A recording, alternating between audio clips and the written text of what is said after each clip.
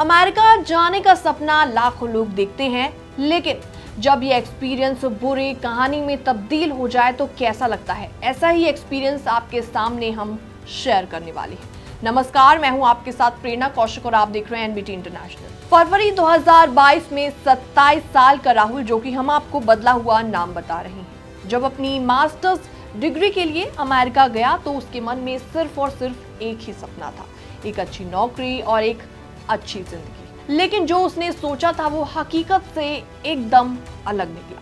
राहुल ने अपनी पढ़ाई के लिए सिर्फ 40 लाख का एजुकेशन लोन लिया था, लेकिन पिता, जो एक छोटे मैन्युफैक्चरिंग बिजनेस के मालिक थे, उन्होंने अपनी पढ़ाई में भारी इन्वेस्टमेंट किया था। उसके पिता, जो कि एक छोटे मैन्युफैक्चरिंग बिजनेस के मालिक थे, उसकी पढ़ाई में उन्होंने भारी इन्वेस्टमेंट किया था। परिवार ने अपनी सेविंग से उसकी हायर एजुकेशन के लिए फीस भरी।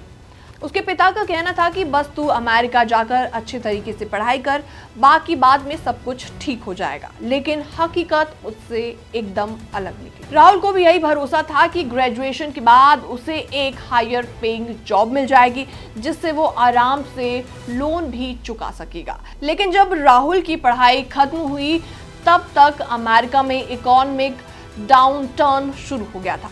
वीजा रिस्ट्रिक्शंस के चलते इंडियन स्टूडेंट्स के लिए जॉब पाना मुश्किल हो गया था और 6 महीनों तक राहुल ने जॉब सर्च किया। हर दिन कंपनीज को रिज्यूमे फॉरवर्ड किया, लेकिन कोई भी ऑफर नहीं मिला।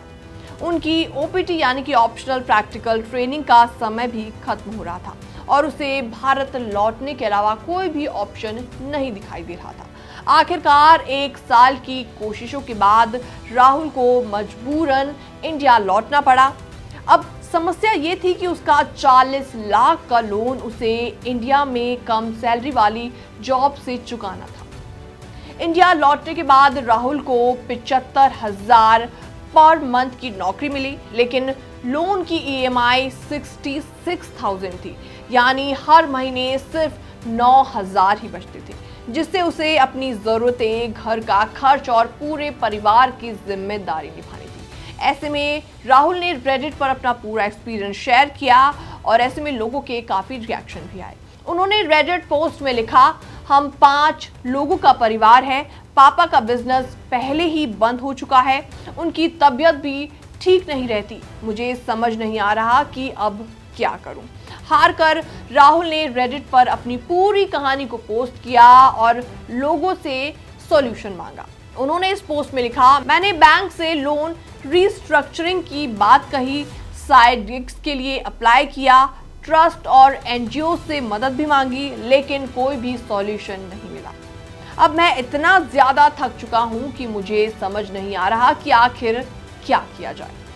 राहुल की पोस्ट ऐसे में सोशल मीडिया पर अब तेजी से वायरल है। कई लोगों ने उन्हें सपोर्ट और प्रैक्टिकल एडवाइस भी दी। ऐसे में राहुल की कहानी उन इंडियन स्टूडेंट्स के लिए एक बहुत बड़ी सीख है, जो कि बिना पूरी प्लानिंग के फॉरेन एजुकेशन के लिए बड़े अमाउंट का लोन लेते हैं। अच्छी नौकरी की गारंटी नहीं होती और अगर चीजें प्लान के मुताबिक नहीं चलती तो ये सपना पूरे सपने में बदल जाता है। विदेश में पढ़ाई के पहले जॉब मार्केट, इकोनॉमिक सिचुएशन और लोन रीपेमेंट की पूरी योजना बनाना बेहद जरूरी है, नहीं तो राहुल जैसे हजारों स्टूडेंट्स इस कर्ज के जाल में फंस सकते हैं। फिलहाल ऐसा एक राहुल का अकेला मामला नहीं है, बल्कि ऐसे तमाम केसेस देखे गए हैं जिसमें स्टूडेंट्स बड़े बड़े लोन लेते हैं, लेकिन बाद में नौकरी ना मिलने के कारण उनको चुका नहीं पाते और आखिरकार उनको इंडिया वापस लौटना पड़ता है। फिलहाल ये रिपोर्ट देखने के बाद आपका क्या रिएक्शन है, आपके क्या विचार हैं? आप भी हमें कमेंट सेक्शन के जरिए अपनी राय देना ना भूले। बाकी वर्ल्ड से जुड़ी छोटी और बड़ी खबरें देखने के लिए बने रहिए एनबीटी इंटरनेशनल के साथ।